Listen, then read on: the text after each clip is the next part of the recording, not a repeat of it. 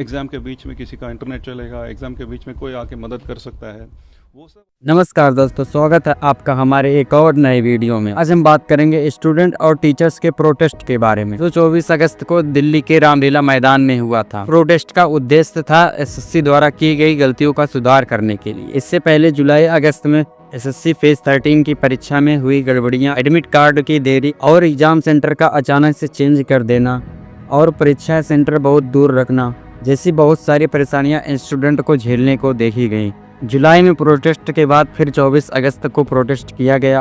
Protest की अनुमति तो मिली थी, मगर समय सीमा समाप्त होने के बाद भी कुछ लोग मैदान में खड़े रहे। पुलिस ने कई बार मना किया, लेकिन बहुत सारे लोगों ने नहीं माना और फिर कुछ लोगों को हिरासत में ले लिया गया और वहां लाठी चार्ज भी हुए। छात्रों ने कहा केवल वादे करने से काम नहीं चलेगा। सरकार से पक्का और पारदर्शी परीक्षा करने की मांग की, जिसमें शामिल है प्रश्न पत्र लीक पर तुरंत कार्रवाई, एग्जाम सेंटर पर तकनीकी सुधार को लेकर, क्वेश्चन और उसके ऑप्शन को लेकर भी छात्रों ने बहुत सारी परेशानियां बताई।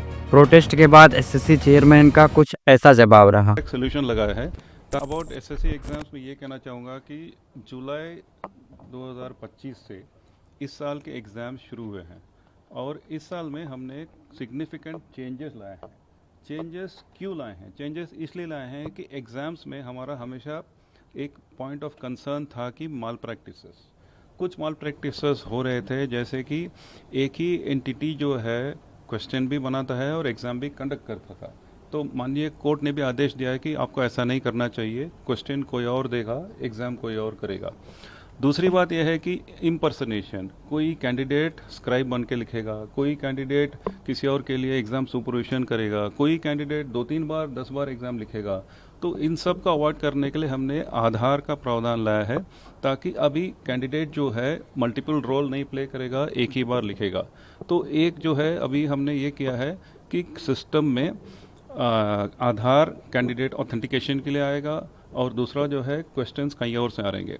दूसरी प्रॉब्लम मल्टी शिफ्ट एग्ज़ाम में ये है कि अगर हम, क्योंकि लाखों लाखों लोग एग्ज़ाम के लिए लिखते हैं, एग्ज़ाम कई शिफ्ट में करेंगे और अगर एक शिफ्ट आसान है, दूसरा शिफ्ट थोड़ा मुश्किल है, तो कैंडिडेट को नुकसान होना नहीं चाहिए। तो इसलिए हमने पूरा नॉर्मलाइजेशन का तरीका बदला है। अब ये तरीका बदलने के कारण कोई भी कैंडिडेट अपने शिफ्ट में पेपर कैसा है उसके हिसाब से वो कहाँ खड़ा है उसको फ़ायदा मिलेगा। तो अगले शिफ्ट और इसका तुलना नहीं होगा।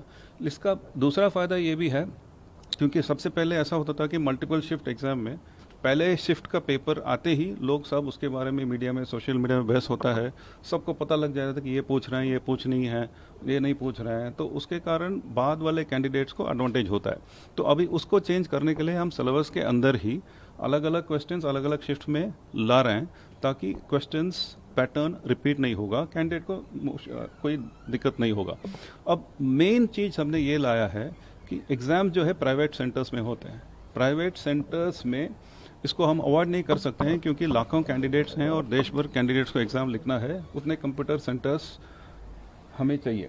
अब इसमें कैंडिडेट्स और सेंटर्स और कुछ लोगों के माल प्रैक्टिसेस के कारण ऐसा हो जाता है कि एग्ज़ाम के बीच में किसी का इंटरनेट चलेगा, एग्ज़ाम के बीच में कोई आके मदद कर सकता है। वो सब अवॉइड करने के लिए हमने सिस्टम बदल के एग्ज़ाम सोल्यूशन के ऊपर हमने एक और सीडैक सोल्यूशन लगाया है, ताकि हमें पता लग जाएगा कि किसी भी कोने में, किसी भी मशीन में कुछ भी हो जाए। तो उसके कारण, उस इंटीग्रेशन के कारण, जब इस साल का एग्ज़ाम पहली बार जब शुरू हुआ जुलाई में, सिलेक्शन एग्ज़ाम में कुछ जगह दिक्कतें आई, बीच में एग्ज़ाम रुक गया, बीच में एग्ज़ाम हैंग हो गया और मतलब बंद, वो सब इंटीग्रेशन के कारण हुआ है। उसी एग्ज़ाम के दौरान करेक्ट हुआ है और उसके बाद अभी सिस्टम स्टेबलाइज हुआ है। हमने इसीलिए सीजीएल को भी थोड़ा डिफ़र किया है, ताकि इसको दोबारा टेस्ट करें, ऑपरेशनली चीज़ें ठीक बने और उसके बाद कंडक्ट करें। सर, धरना जो है वो पहली बार नहीं किया सर, और इससे पहले भी धरना हुआ है। आप क्या कहेंगे उन बच्चों को, स्टूडेंट्स को जो लगातार? नहीं, मेरा स्टूडेंट्स को यही मतलब कहना है कि एग्ज़ाम फेयर होना है, एग्ज़ाम ट्रांसपेरेंट होना है, लेकिन एग्ज़ाम मतलब जो भी हम टेक्निकल चैलेंजेस के कारण, हम टेक्निकल सोल्यूशन से माल प्रैक्टिस अवॉइड करने के लिए ऐसे चेंजेस ले आ रहे हैं। ये सब करने का एक ही ऑब्जेक्टिव है कि ठीक कैंडिडेट को बिना किसी नुकसान से एग्ज़ाम लिख पाएँ और कोई माल प्रैक्टिस न हो।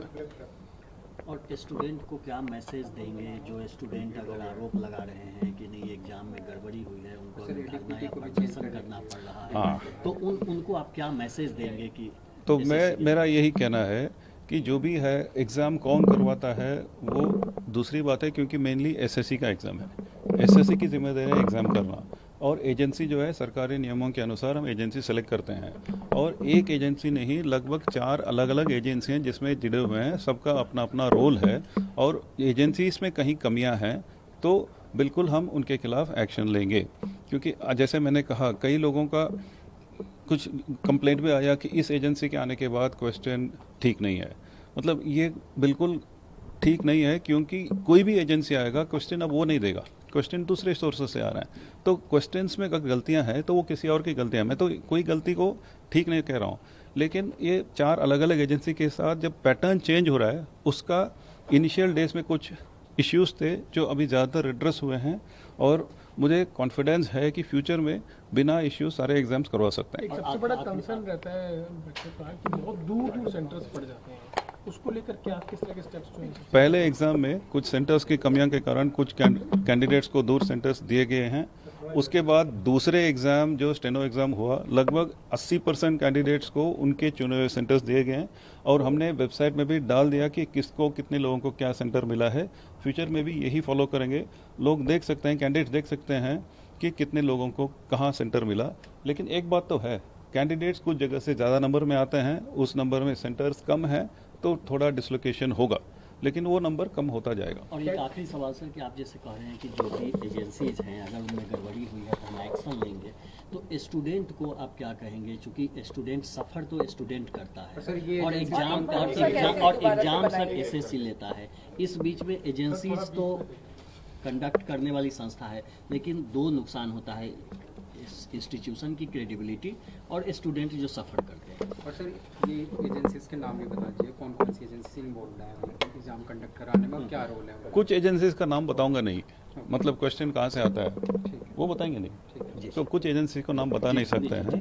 कुछ एजेंसीज हैं जो टीसीएस था, अभी टीसीएस के बदले एक एडुकेटी करके कंपनी एग्ज़ाम कराता है, एग्ज़ाम मॉनिटरिंग एजेंसी है, और एक आईटी सपोर्ट एक एजेंसी है, जैसे मैंने सीडैक का कहा वो सिक्योरिटी सपोर्ट करता है।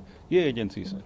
ये जो सर नया सिस्टम लाया गया है, हाँ, कई सवाल उठ रहे हैं इसको लेके कि क्या ये जल्दबाजी में है, क्या ये अलग अलग तरीके से उठ रहा है, और जो आधार इसमें जोड़ा गया है एक रेमेडी के तौर पर, तो माल प्रैक्टिसेस को रोकने में कितना कारगर होगा? आधार मुझे लग रहा है कि बिल्कुल इफेक्टिव रहा है, क्योंकि हमारे पास एविडेंस है। हमारे एग्ज़ाम में एग्ज़ाम के बाद पता लगा कि एक ही आदमी 10 बार लिखा है।